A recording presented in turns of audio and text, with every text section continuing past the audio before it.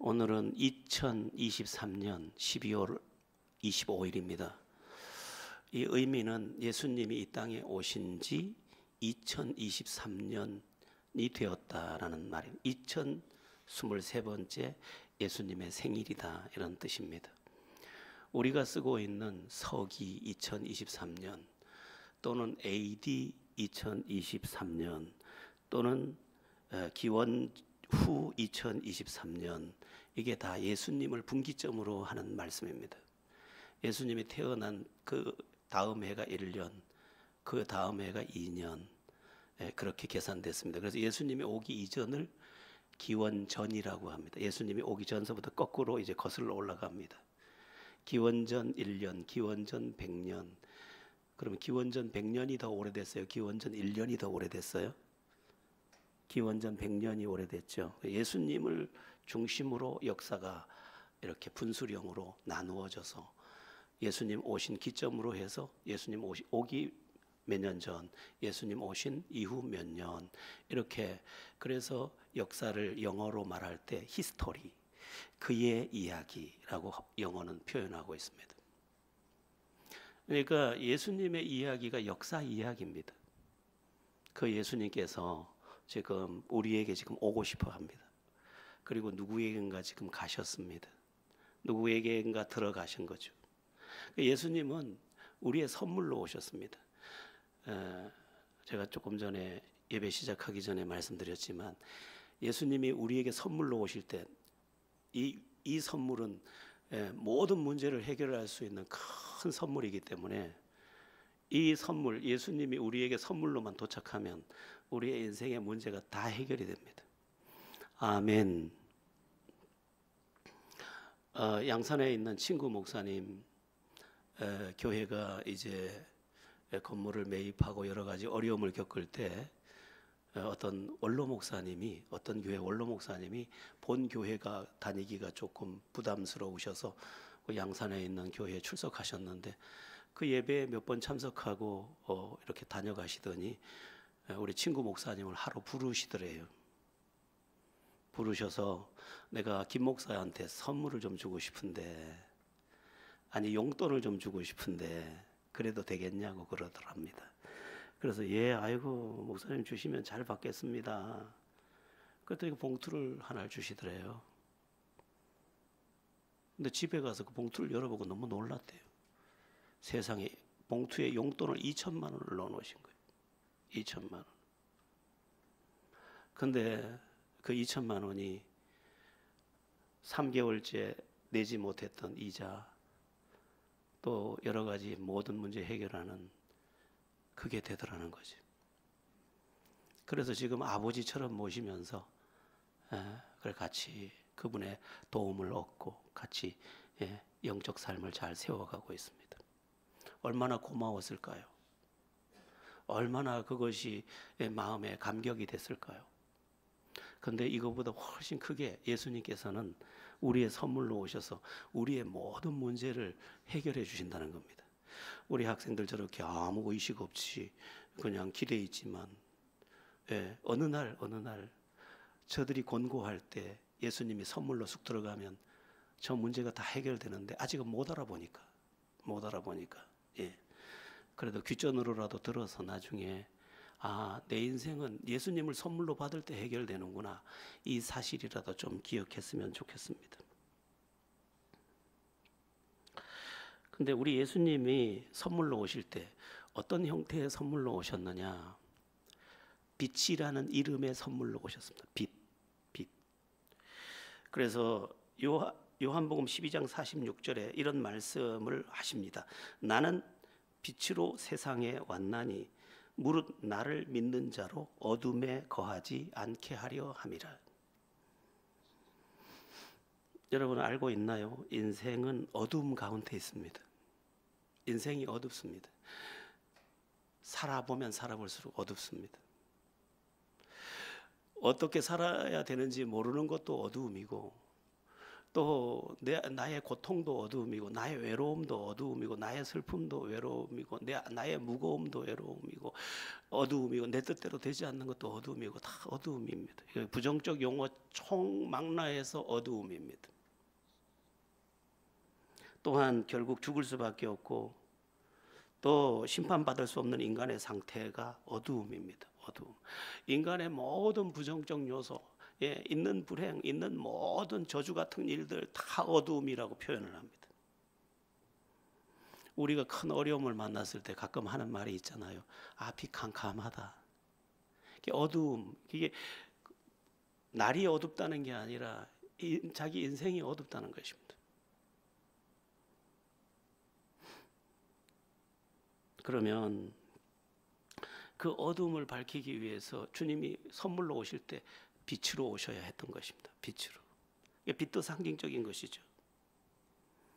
예수님이 말씀하는 빛은 그러니까 상징적으로 말하면 우리에게 소망도 되고, 우리에게 행복도 되고, 우리에게 기쁨도 되고, 우리에게 살 길도 되고, 우리에게 능력도 되고, 모든 것의 처방을 말씀하는 것입니다. 오늘 본문에 보면 예수님을 참 빛이라고 소개했습니다. 참 빛은 세상의 빛과 구별되는 빛입니다.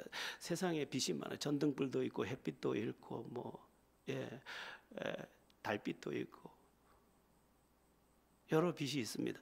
그런데 그 빛은 우리 인생을 비추지는 못해요. 이 세상을 비추기는 하는데 내 인생을 어두운 내 인생을 비추지는 못합니다.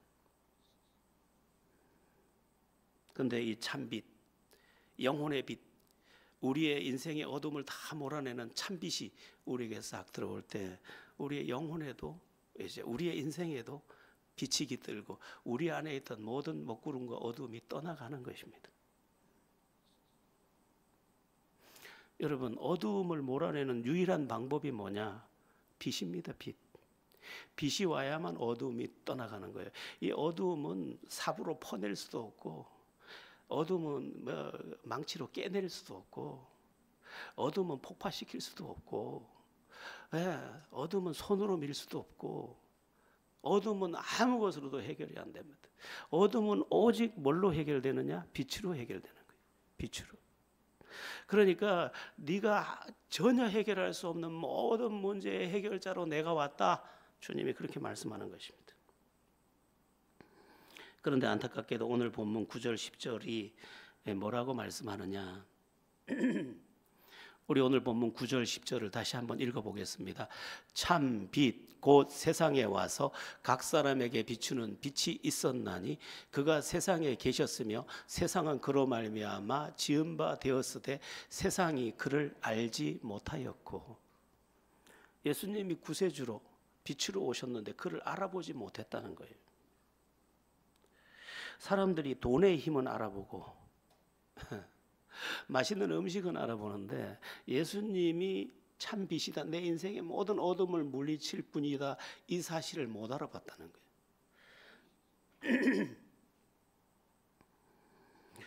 지금도 그렇습니다. 우리 학생들이 아직 못 알아봤겠죠. 알아봤으면 저렇게 안 하죠.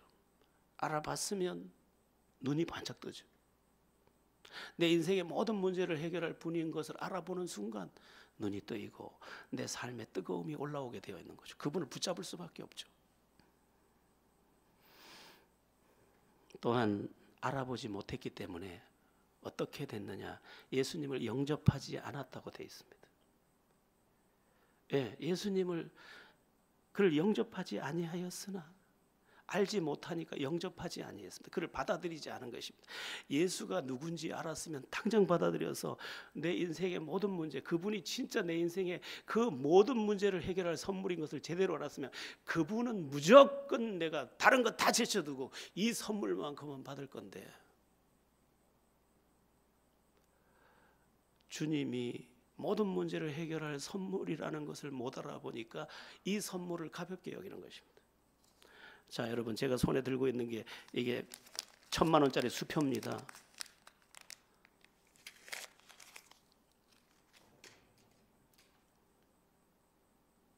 여러분 가지실래요?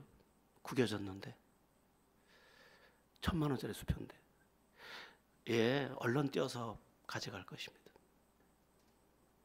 근데 이게 산 꼭대기에 있어. 그래도 갈 겁니다.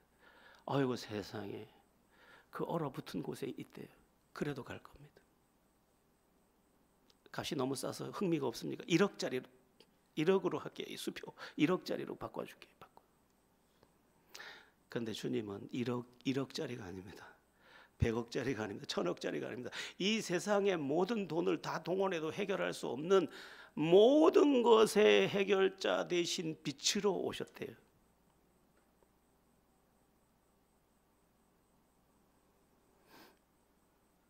여러분, 믿음의 문제가 뭔지 압니까?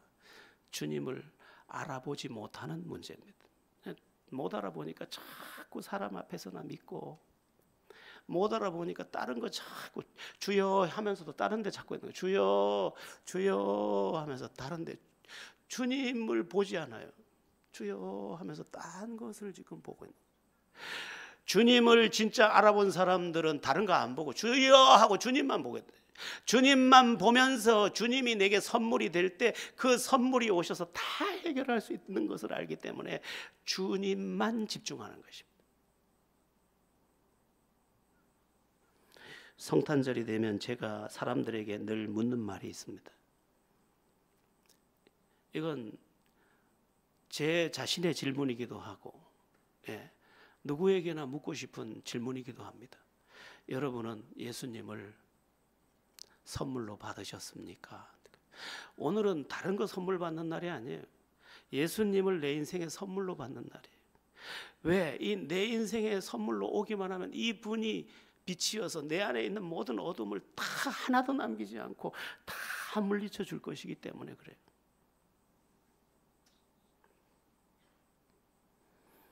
여러분 믿습니까? 저는 이렇게 잠을 자다가도 깜짝 놀라서, 주님이 내 인생에 오지 않았으면 어떻게 살았을까? 주님이 내 인생에 한 부분 구석구석까지 다 비춰주심으로 내가 오늘 여기 있구나, 그런 생각들을 많이 합니다. 그래서 가끔은 창문가에 미세하게 들어오는 바람에 눈물을 말리기도 합니다. 자, 그러면 예수님을 구세주로 받아들일 때 참빛 되신 예수님은 어느 곳을 비출까? 어느 곳을 비춰줄까? 어느 곳을 비춘다고 이게 말하기가 참 어려운데, 제가 찾다가 그냥 쉽게, 그냥 알아듣기 쉽게 그냥 정리한 건데 정확한 표현은 안 됩니다. 인간의 언어로 다 표현할 수가 없더라고요. 하늘을 비춰줍니다. 하늘을. 제가 하늘이라는 단어를 쓰는 이유는 하나님 계신 곳, 하나님의 처소, 물론 하나님 여기도 계시지만 그런 의미가 되는데, 또 태양과 비교했을 때 태양이 저 하늘에서 빛을 발하기 시작할 때 지난 밤의 어둠이 다 순식간에 물러가듯이, 주님이 내 인생의 하늘에 빛이 되실 그때 내 인생의 어둠이 다 물러간다. 저 골짜기에도 햇빛이 들면 어둠이 떠나가고, 저 그늘에도 빛이 들면 어둠이 떠나가고, 다 떠나가는 것처럼 예수님이 내 인생의 구주로 들어올 때 내 인생의 하늘이 이제 빛의 하늘이 되고, 그 빛의 하늘 아래서 모든 것이 밝아지게 된다는 것입니다. 그러면 모든 곳이 밝아지는데 그 모든 곳이 어딜까? 모든 곳이에요. 그런데 몇 가지만 말하면, 기본적으로는 마음을 밝혀줍니다. 인생의 문제 중에 가장 심각한 곳을 한 곳 찾아라 그러면 마음이거든. 마음이 어두워. 여러분, 인생이 언제 꼬꾸라지느냐? 마음이 절망하면 꼬꾸라지는 거예요. 인생이 언제 죄를 짓느냐? 마음이 죄를 지으면 죄를 짓는 거예요. 언제 우리에게 미움이 들어오느냐? 마음에 미움이 들어오면 들어오는 거예요. 그런데 주님이 딱 내 인생에 빛이 되고 나니까 마음에도 빛을 비춰주는 거죠. 그러면서 내 마음이 밝아지면서 내 인생이 함께 밝아지는 거죠. 한번 따라해 볼까요? 내 인생 밝음. 예, 내 인생 밝음이 되는 것입니다. 여러분, 예수 믿고 싶으세요? 안 믿고 싶으세요?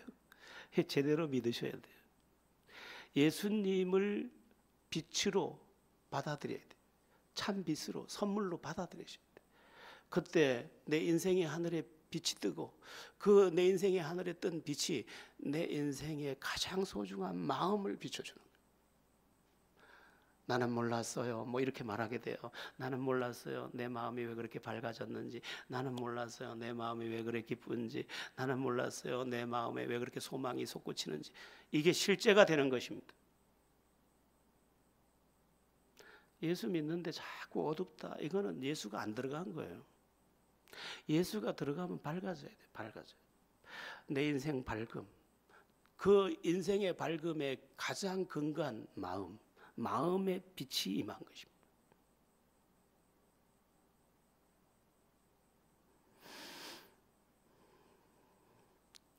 이 참빛 되신 예수님이 또 어디를 비추냐? 예, 내가 믿는 하나님의 그 하나님의 나라가 빛으로 나를 비추게 되면서부터 그 다음에 우리에게 소중한 가정의 빛이 임합니다. 가정. 여러분 여기 지금 학생들도 있고 있는데 제가 여러분에게 복을 진짜 많이 빌어주고 싶다 할 때 그 빌어주는 복 중에 뺄 수 없는 것 하나, 좋은 가정을 만나라는 것입니다. 좋은 가정. 가정이 좋으면 인생이 좋습니다. 가정이 편안하면 인생이 편안합니다. 이게 비중이 굉장히 큽니다. 인생에서 가정의 비중이. 근데 그 소중한 가정이 내 마음대로 밝아지느냐? 안 돼. 겨울보다 더 차가운 집도 있습니다. 겨울보다 더 차가워. 왜? 그거 너무 불행하잖아요. 사랑을 고백하고 그리고 믿음 안에 살면서 이 불행한 가정을 산다. 이건 비극이죠. 그런데 선물 대신 주님이 빛으로 내게 임하실 때 내가 속한 가정이 자꾸만 밝아지는 거예요. 뭐 어떤 집을 보니까 저한테 제 나이가 되면 이제 전부들 그 핸드폰에 뭐가 들어있냐면 손자들 사진들이 다 떠 있거든요. 그 누구네 집도 손자가 생겨가지고 사진에다 올려놨더라고요. 근데 보면서 그랬어요. 아유 참 자기 마음대로 생겼네. 조금 뭐 생긴 것 같아 보여요. 물론 어릴 때 그런 아이들 크면 또 예쁘게 변하긴 해요. 딸인데 이렇게 생겨가지고 좀 곤란하겠는데 이렇게 싶은데 그냥 막 좋아서 죽어요. 좋아서 죽어. 그 아이가 좋아서 죽어요. 네. 여러분 이뻐서 행복한 게 아니에요. 기쁨이 오니까 그냥 행복해지는 거예요. 다 좋은 거예요.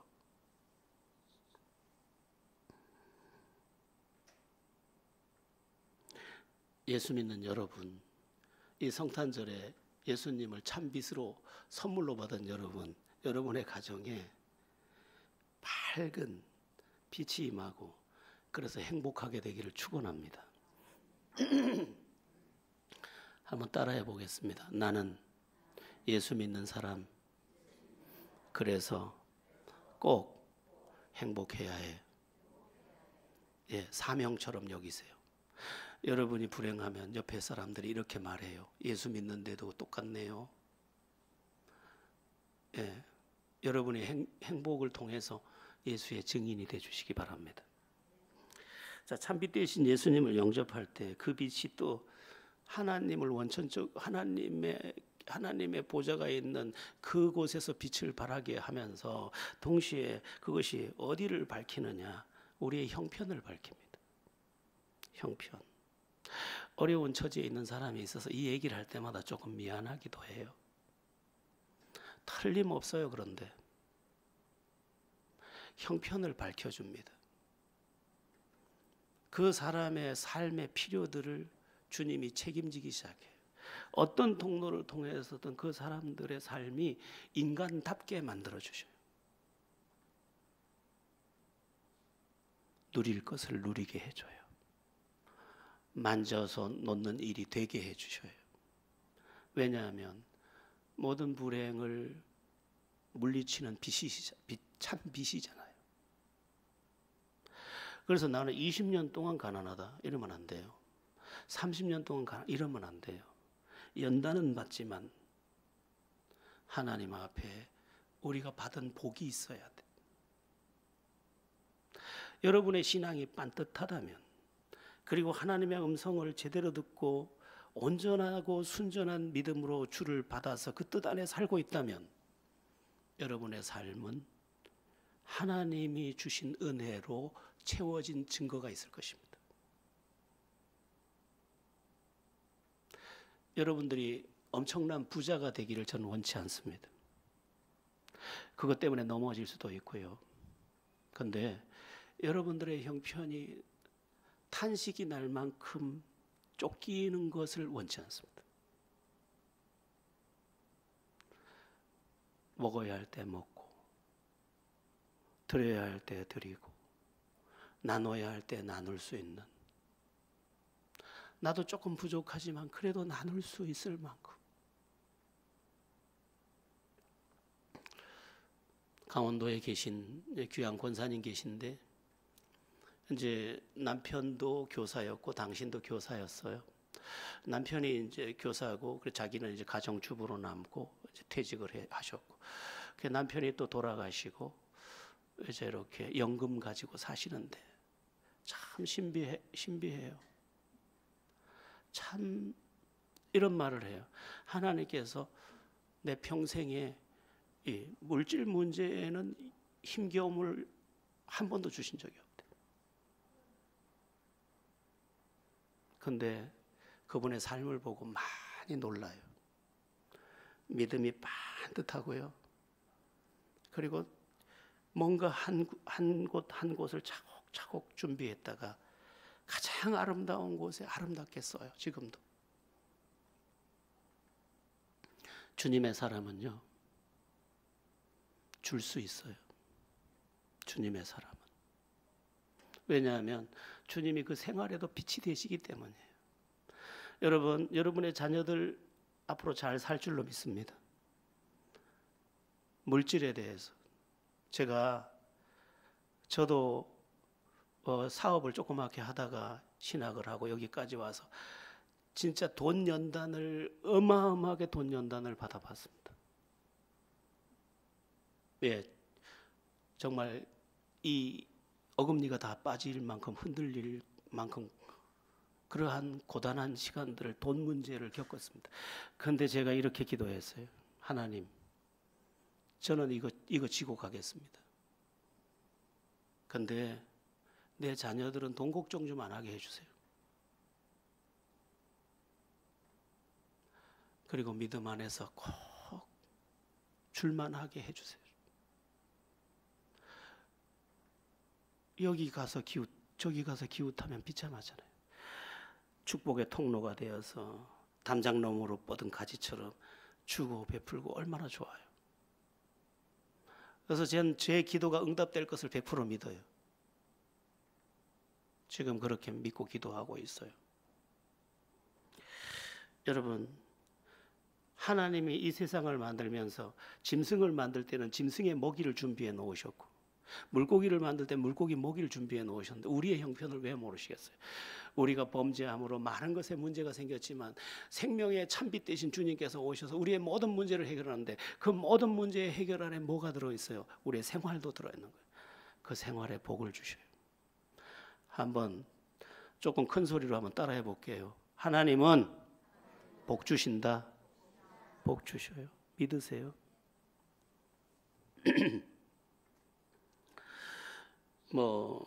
참빛 되신 예수님을 영접할 때 나의 모든 영역이 사실 밝아집니다. 이상해요. 내가 밝아진 걸 내가 알아요. 왜냐하면 빛 아래에 있는 사람은 자기가 빛 아래에 있는 것을 알잖아요. 여러분의 삶 속에 예수님이 임해서 예수님이 여러분의 모든 어두움, 그게 불행이라면, 여러분이 끊지 못하는 죄가 있다면 그 문제까지 그리고 깨닫지 못해서 고통을 만드는 일이 있다면 그 문제까지 다 해결받는 그런 은혜가 있기를 축원합니다. 어떤 형이 동생을 붙들고 이런 이야기를 했대요. 야, 니는 니 하나만 생각하면서 살면 안 돼. 그 얘기를 듣고 내가 어이구, 야, 훌륭한 형이네. 나는 뭐 그래 귀찮아. 남들한테 잘하고 뭐 그러면서 살기 싫어. 그냥 나만 시간 낭비하지 말고 난 내 마음대로 살 거야. 그건 공동체가 아니야. 함께 사는 방법이 아니야. 형이 그랬대요. 그래서 내가 아이고 대단한 형이고 귀한 형이네. 예, 빛이 오면 바른 깨달음도 와요. 빛이 오면 바른 깨달음도 와요. 뭐 어떻게 해야 되는 게 복인지도 알아요. 캄캄해서 몰랐는데 이제 알아보는 거예요. 예. 예전에는 이익되는 사람들에만 꾸벅거리고 이게 아닌 거예요. 잘 깨달아지는 거예요. 자꾸만.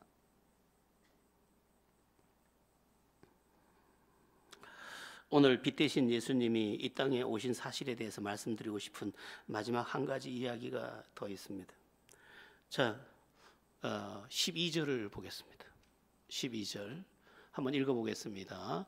영접하는 자, 곧 그 이름을 믿는 자들에게는 하나님의 자녀가 되는 권세를 주셨으니. 이 빛 대신 예수님을 딱 영접했더니 내 인생에 빛만 임한 게 아니고 내 신분이 바뀌었대. 아니, 어제까지만 해도 내가 천덕꾸러기였는데 내가 하나님의 자녀가 됐다. 신분이 딱 바뀌어버린 거예요. 여러분, 좋은 부모 만나가지고 형편 평화롭게 살고 넉넉하게 사는 사람들 얼마든지 있잖아요. 근데 누구나 그럴 수 있는 것도 아니고 그것이 무조건 좋은 것도 아닌데 하나님의 자녀가 딱 되는 순간 모든 것의 주인 되신 그분이 나의 공급처가 딱 되는 거죠. 운명이 바뀌어버렸어. 나에겐 진짜 완전하신 아버지가 생긴 거예요. 이때부터는 한 가지만 하면 돼요. 한번 따라해 볼게요. 아버지 도와주세요. 아버지 함께 해주세요. 예. 꽃으로도 때리지 말라라는 책을 쓰고 뭐 전원일기의 회장님 부인으로도 유명하고 또 뭐 여러 드라마 마더로도 뭐 또 유명하고 한 김혜자 그분이 신실한 크리스찬입니다. 근데 그분이 이런 인터뷰를 했더라고요. 어떻게 그렇게 평생을 소녀처럼 아름답게 살 수 있었어요? 물었더니 이렇게 나긋나긋하지 않았냐? 평생 부르는 이름이 있어요. 뭐예요? 아버지요. 무슨 아버지? 하나님 아버지요. 그래서 촬영을 할 때나 내가 절망이 될 때나 꼭 불러요. 하나님 아버지 도와주세요. 아버지 도와주세요. 그냥 모든 순간에 아버지 도와주세요. 아버지 함께 해주세요. 그러고 여기까지 왔어요. 그러면서 그 예쁜 웃음 있잖아요. 웃으면서 여러분도 그렇게 해보세요. 이렇게. 저거는 아는 사람이 하는 말이에요.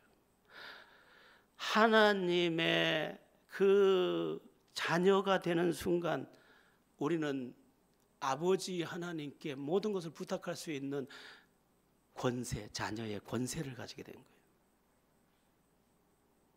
빛이 임하더니 이제 신분이 바뀌는 거죠. 인생이 완전 새날이 되는 거예요. 그래서 저도 그래요. 저도 나에겐 아버지가 계시지. 저도 힘들 땐 아버지 이렇게 부릅니다. 이번에 이제 은퇴하시는 장로님 중에 한 분이 대표 기도를 하시는데 아빠, 아버지, 하나님 이렇게 부르더라고요. 이제 70이 넘은 장로님이 하나님을 아빠, 아버지래요. 아빠, 아버지. 너무 친밀하게 들렸어요. 우리가 그렇게 부르는 거예요. 우리는 영원히 그분 앞에서 어린아이예요. 그런데 우리는 불러요. 아빠, 아버지. 왜? 내가 그분을 영접하는 순간 나는 그분의 자녀가 되었기 때문에. 여러분 힘으로 살면 여러분 지쳐요. 여러분 힘으로 살면 캄캄한 길을 헤매야 돼요. 그리고 여러분 자신이 자꾸 사나워져요. 왜냐? 안 보이니까. 뭔가 움켜진 것 같은데 자꾸 빼앗기니까. 누군가가 알아줘야 되는데 안 알아주니까 자꾸 사나워져. 너무너무 사나워가지고 막 여자들이요 나중에 막 60쯤 돼가면 여자들이 다 이겨요. 다 이겨. 남자 뭐 꼼짝 못해요. 사나워져가지고. 왜 그래요? 그러면 안 되지. 우리 집사람은 60이 되더니 더 예뻐, 70이 되니 더 고와. 그게 크리스찬이죠. 빛이 없으니까, 캄캄하니까 막 호비고 핥히고. 여기도 호빈다는 말 써요. 네, 우리 고향 말인데 호빈데, 핥힌다는 말을 우리 고향은 호빈다 그래. 호빈다. 13절에서는 또한 이렇게 말씀해요. 참 13절도 의미가 깊어요. 이는 혈통으로나 육종으로 나지 아니하고 하나님께로부터 난 자들이니라 이렇게 됐어요. 이거는 뭐 좋은 집안에서 태어났기 때문이 아니라는 거예요. 누구에게나 자격이 있다. 여러분 모두 예수 믿을 수 있습니다.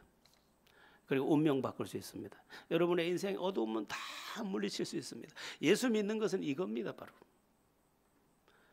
없던 빛이 내게 왔어요. 근데 그 빛이 참 빛이에요. 나는 천덕꾸러기 같은, 나는 금수저가 아니에요. 예, 물고 태어나 보니까 흙수저일 수도 있고, 또 남은 저렇게 다 잘났는데 나는 못났을 수 있어요. 그러나 나에게 빛이 되실 수 있다고, 된다고, 내가 너의 선물이 된다고 오늘 이 성탄절에 우리에게 오시고 계신 거예요. 그래서 AD라고 할 때 도미노, 에노 도미니라는 말을 쓰는데 지금도 오고 계셔요. 누군가를 향하여. 근데 오고 계신 그분을 영접하면 그가 빛을 가지게 되는 거고 하나님의 자녀가 되는 거고 혈통과 육정으로 되지 아니한 그 은혜 안에서 새 인생이 되는 것입니다. 성탄절 이날이 메리 크리스마스인 것은 다른 것 때문이 아니에요. 참빛 되신 그분이 우리의 선물로 오셨기 때문이고, 그분을 영접할 때 내가 하나님의 자녀가 되는 권세를 가지기 때문이에요. 참 못난 난데, 참 부족한 난데 나에게도 태양보다 더 눈부신 빛이 되셔서 내 영혼까지 빛을 비추시고 내 인생의 어두움과 그늘을 다 내쫓으시고 오늘도 찬송하게 하신 그 주님을 경배합니다. 우리 모두가 이 예수님을 오늘 선물로 받고 그 받은 선물의 기쁨을 가지고 오늘 그분을 축하하고 여러 가지로 경배하면서 하나님께 마음껏 영광 돌리는 귀한 날 되기를 예수 이름으로 바랍니다.